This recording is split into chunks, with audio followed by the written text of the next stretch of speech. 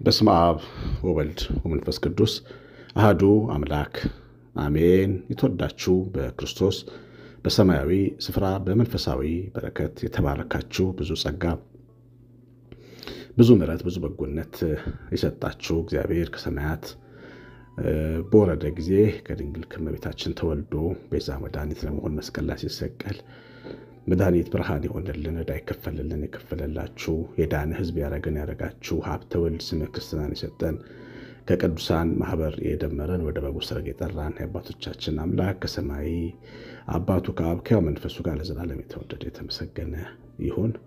የእግዚአብሔር ልጆች ስፖቲፋይ ላይ ፖድካስት አለን። ቀሲስ አሸናፊ አጋፔ ፖድካስት ያለው በእንግሊዝኛ ገብታችሁ ትምህርቶች እንድትከታተሉ በፍቅር ጋብዛለሁ። ዛሬ የምናየው የሩትን ታሪክ ነው። ከዛ በፊት ግን እግዚአብሔርን በምስጋና ጸሎታችን እናስባለን። አብይ ጾም ስለገባ ምስጋና ጸሎት አድርሰን ወደ ትምህርታችን እንገባለን። ቅዱስ አባታችን እግዚአብሔር የዘላለም አምላካችን ክብር ምስጋና ይግባ። ይህን ጊዜ ሰጥተህናል፣ በሕይወት ጠብቀህናል፣ አቆመህናል። አቤቱ ሰማይ ከፍተህልናል፣ ልጆች ቤተሰቦች አድርገህናል። መስቀል ላይ ተሰቅለ በደም ቤዛነት አድህነናል። ያረፉ የመንግስት ልጆች አድርገህናል። የቅዱሳን ቤተሰቦች አድርገህናል። የተወደዱ ስጦታዎችን ሰጥተህናል። እናመሰግንሃለን። ይቅር ብለህ ታግሰህናል። እንደ ምሕረት ብዛት ሳይገባ እንደ ክብር ለመንግስት አብቅተህናል። እናመሰግንሃለን። የቤተክርስቲያን ልጆች በቤተሰብ በኩል በተቀበልነው ጸጋ ሁሉ እናመሰግንሃለን። ክብር ላንተ በሰማያት ምስጋናን በምድር ይሞላ ይሁን ለዘላለም አሜን። እንግዲህ እግዚአብሔር ልጆች በዚህ በአብይ ጾማችን ለ7 ቀን የምስጋና ፕሮግራሞች አለን። ጸሎት እናደርጋለን። ከትናንት ጀምረናል። ከዛ በኋላ ደግሞ ርዕሶች ይዘን እንጸልያለን። መንፈስ ቅዱስ ሁላችንን ይስማ። ዛሬ የምንማረው በሩት ሕይወት ላይ ተነስተን ነው። መጽሐፈ ሩት የሚለውን የመጽሐፍ ቅዱስ ክፍል የምታጠኑ ከዚህ ቀደም በጥናት መልክ አይተነዋል። ያነበባችሁ፣ ያያችሁ፣ የተማራችሁ ቤተሰቦቼ እንዲሁ ደግሞ ታሪኩን የሰማችሁም ስለ አንዲት ሞዓባዊት መልካም ሴት የጻፈ መጽሐፍ ነው መጽሐፈ ሩት። በዚች ሞዓባዊት ሴት ሕይወት ውስጥ ይበራ የነበረውን የእምነትና የታማኝነት ብርሃን የሚያዳምጡ የሚያነቡ ሰዎች እንዲታነጹበት መንፈስ ቅዱስ ስለወደደ ታሪኳ ከ1000 ዓመታት በኋላ እኛ ዘመን ድረስ ደርሷል። እቺ ሴት በሞዓብ ወይም ዮርዳኖስ በምትባለው ሀገር ትኖር የነበረች ዮርዳኖሳዊ ወይም የጆርዳን ዜጋ ሞዓባዊት ሴት ነች። ያው ጆርዳን ከእስራኤል ድንበርተኛ ሀገር ናት። አሁንም ድረስ የዲፕሎማሲያዊ ግንኙነት ያለው ከጆርዳን ጋር እና የእስራኤል መንግስት ሰላማዊ ግንኙነት አላቸው። አንዳንድ ጊዜ ወደ እስራኤል የሚጓዙ ተጓዦች ወደ ዮርዳኖስ አማን ከተማ መጥተው ከዛ በመኪና በባስ ወደ እስራኤል መግባት ይችላሉ። በዚህ ልክ ሰላማዊ ግንኙነት ነበራቸው። ጥንትም እንዲህ አይነት ወጣ ገባ የሚል ሰላማዊ ግንኙነት ነበራቸው የሁለቱ ሀገር መንግስታትና ህዝቦች። እንግዲህ አሁን መጽሐፈ ሩት በተጻፈበት ዘመን በእስራኤል ከባድ ድርቅ መነሳቱን ይተርካል። ቤተልሔም በምትባለው በዳዊት ሀገር በዳዊት ከተማ ይኖር የነበረ አንድ ቤተሰብ ወደ ዮርዳኖስ ወይም ደግሞ ወደ ሞዓብ ሀገር መሻገሩን ይተርካል። ረሃቡ ከባድ ስለነበረ በሞዓብ እንጀራ አለ ገብስ አለ ተብሎ ወደዛ ከሄደው ቤተሰብ ውስጥ አቤሜሌክ የተባለ ሰው ሚስቱ ኑኃሚን 2 ልጆቹ ጋር አንድ ላይ ሄደው ረዘም ያለ ጊዜ ቆይተዋል። በዛም 2 ልጆች ወንድ ልጆቻቸው ሚስቶችን አግብተዋል። አንደኛው ኦርፋ አንደኛው ሩት የሚባሉ ሴቶች ልጆችን አግብተው ቤተሰብ መስርተው ይኖሩ ነበር። ነገር ግን እነዚህ ቤተሰቦች ብዙ መንገድ አልቀናላቸውም።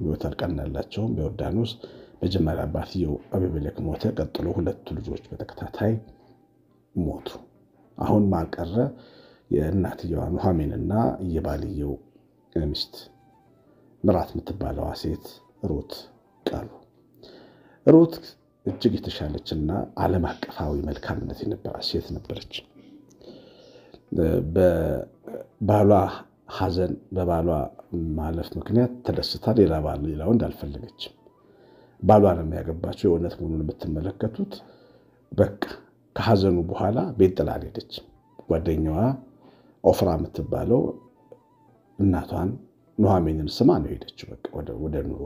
ሩት ግን እንዴት ትቻት ሄዳለሁ? ባሌ በሕይወት ባይኖርም ግን እኮ አደራዬ ናት። እቺ እናቴ የባሌ እናቴ እናት ናት ብላ ሕይወትን የተረዳችበት እንደሰንደረገችበት መንገድ በጣም ያስደንቃል።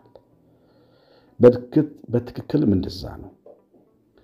ኑኃሚን ማን አላት? ልጆቿ ሞተዋል፣ ባሏ ሞተዋል። ብቻውን ያቀረች አሮጊት ሴት ነች። እቺን ሴት ትቶ መሄድ ነው የሚሻለው ወይስ ማገልገል ነው የሚሻለው? በሰማይ ፊት ምንድነው ዋጋ የሚያሰጥ? አንድ ሰው ጻድቅ ሆኖ ቅን ሆኖ ሲመለከተው ይህን እውነት ሲመለከት የሚያደርገው እንደ ሩት ነው እና እግዚአብሔር የሰጣት ኃላፊነት እንደሆነ በደንብ የተረዳች ሴት ነበረች። እና እግዚአብሔር ቤተልሔምን አስበዋል። እሸት ደርሷል፣ ድርቁ አልፏል የሚባል ወሬ ስትሰማ ኑኃሚን ተነስቼ እንግዲህ ወደ ዘመዶቼ ወደ ሀገሬ ልሂድ ስትል አንደኛዋ ሴት የአንደኛው ልጅ ሚስት ኦርፋ በቃ ይበቃኛል፣ እኔ ለባሌ የተሰጠው ሴት ነኝ፣ ባሌ ከሞተ ምን አደርጋለሁ ብላ ኑኃሚንን ስማ ተመለሰች። ሩት ግን አብሬሽ እሄዳለሁ አለች። የለም እኔ ከዚህ በኋላ ልጅ አልወልድልሽም፣ መወስሽ ዋርሳም ሰጥሽ ሰው አይደለሁም ስትላት በፍጹም አምላክሽ አምላኬ ሕዝብሽ ሕዝቤ ይሆናል ብላ ተከትላት ሀገሯን ከርታ ወደ ቤተልሔም መጣች።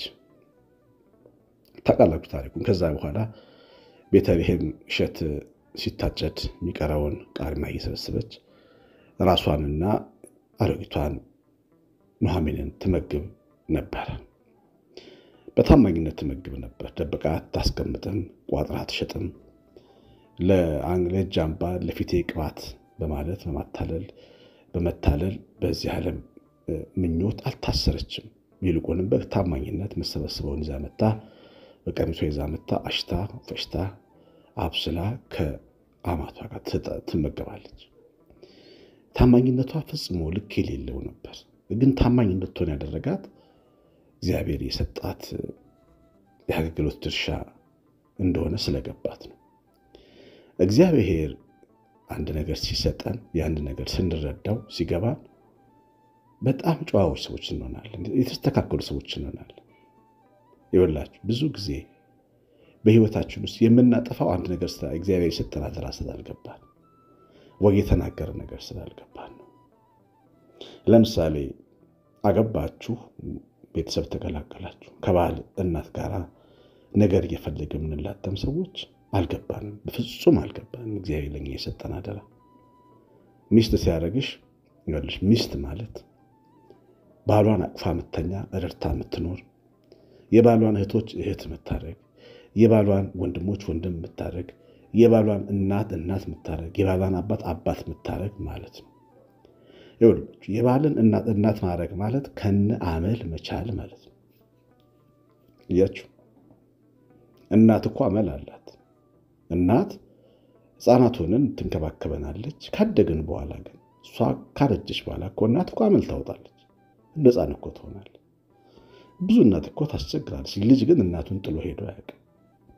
ችሎ እናቴ ናት ማን አለ ያለኔ ብሎ አይደለም የሚኖረው።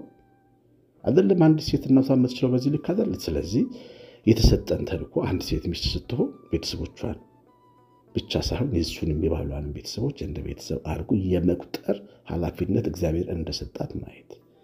አያችሁ እግዚአብሔር የተናገራት መልእክት ይሄ ነው። ሩት ገብቷት በተግባር አውለዋለች።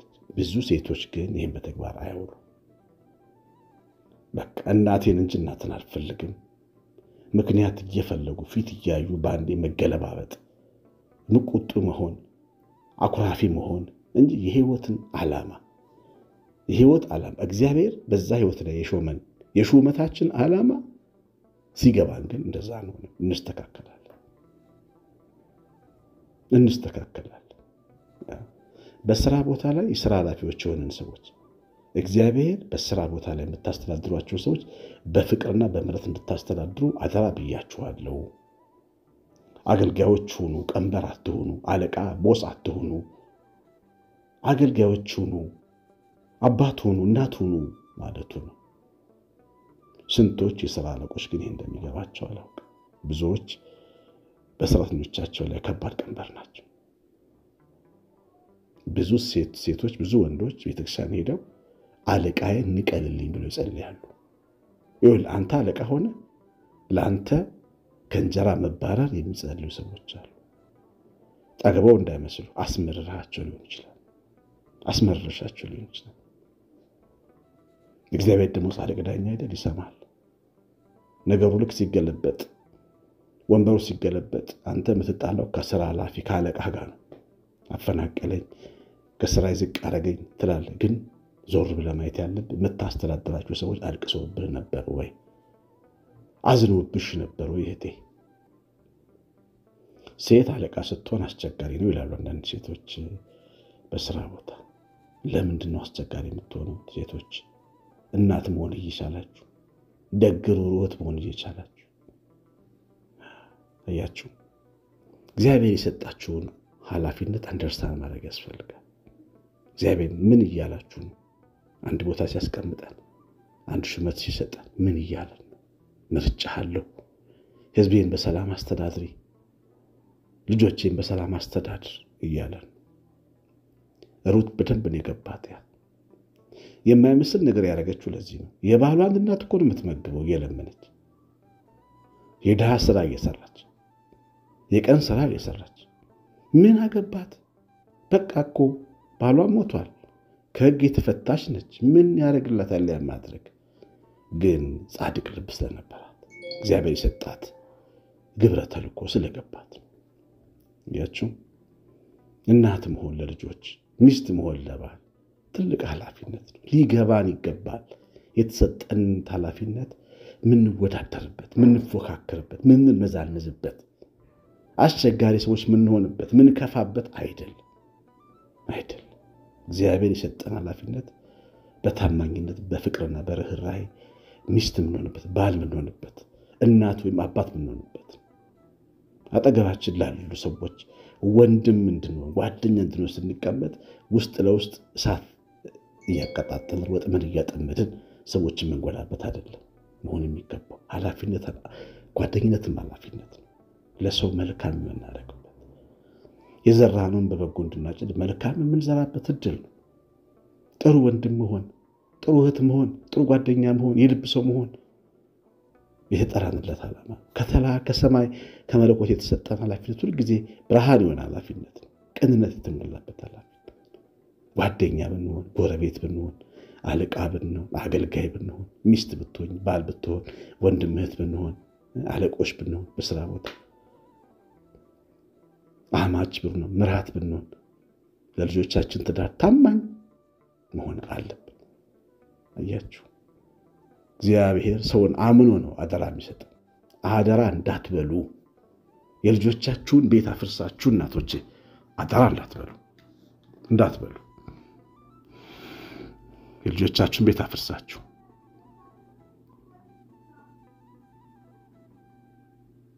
አደራ እንዳትበሉ። እግዚአብሔር ልጆች ሩት አደራ አልበላችሁ፣ ታማኝ ሆና ተወጣችሁ። እግዚአብሔር ሸለማት፣ እመቤት አረጋት። ሀብታም ባል ሰጣት፣ በቃረመችበት እርሻ ላይ እመቤት አረጋት። ድንቅ ቤተሰብ ውስጥ ቀላቀላት። የመሲህን እናት እንድትሆን አደረጋት። የዳዊት ቅድሚያት እንድትሆን በቃት። እግዚአብሔር ታማኝ ነው፣ ይከፍላል። ቤተሰቦቻችን ሲመርቁ፣ ትልቅ ሰዎች ሲመርቁ የማታ እንጀራ ይስጥ ይላሉ። የማታ እንጀራ ዝም ብሎ በአሜን አይመጣም። በታማኝነት ሰውን በመቀነት በማገልገል እግዚአብሔር የሰጠኝ ኃላፊነት ነው በማለት ሚስት ሆይ ትዳርሽ እግዚአብሔር የሰጠሽ ኃላፊነት ነው። አትጫወችበት፣ እንዳትቀለጭበት፣ ዘለሽ ደክመሽ በድካም እጅሽ እንዳትይዙ። አዎ አደራሽ ወንድሜ ባል ሆይ ቤትህ አደራ ነው። እግዚአብሔር የሰጠ አደራ ነው። ይሄን አንደርስታንድ አድርግ። እግዚአብሔር ፍጻሜ እንዲያሳምርልህ፣ በልጅና ወራት እንዲያስደስት፣ በመልካም ሽበት እንዲያከብርህ ትዳርን በደንብ ያዝ፣ ሚስትህን በደንብ ያዝ፣ ልጆችን በደንብ ያዝ። የሥራ ኃላፊዎች ሆይ ወንበራችሁ፣ ስልጣናችሁ በደንብ ያዙት። ለጥቅም አድርጉት። ሸክም አትሁኑ፣ ጭንቀት አትሁኑ። እግዚአብሔር በክብር ይሸልማችኋል። አገልጋዮች ሆይ የኔ ቢጤዎች ወንጌላችንን ክህነታችንን በደንብ መያዝ አለብን። እግዚአብሔር ይሸልመናል። ፍጻሜያችን ያምራል። የማይጠፋ መብራት ነው የሚያደርገን እግዚአብሔር።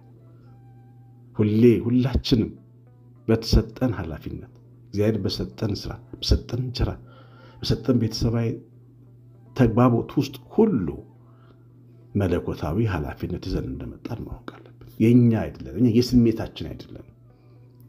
ሰው እግዚአብሔርን ሲከተል እንደ ሩት ታማኝ ይሆናል። ስሜቱን ሲከተል ግን እንደ ኦርፋ ይመለሳል።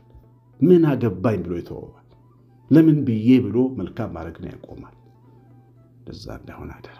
የሰማኑን በልቦናችን ጻፍ። እግዚአብሔር ቸርነታችን፣ ምሕረታችን፣ ረድኤት በረከትን በላት ጥበቃ አብሮን ይሁን። ቀሲስ አሸናፊ ፖድካስት በሚለው ስፖቲፋይ ላይ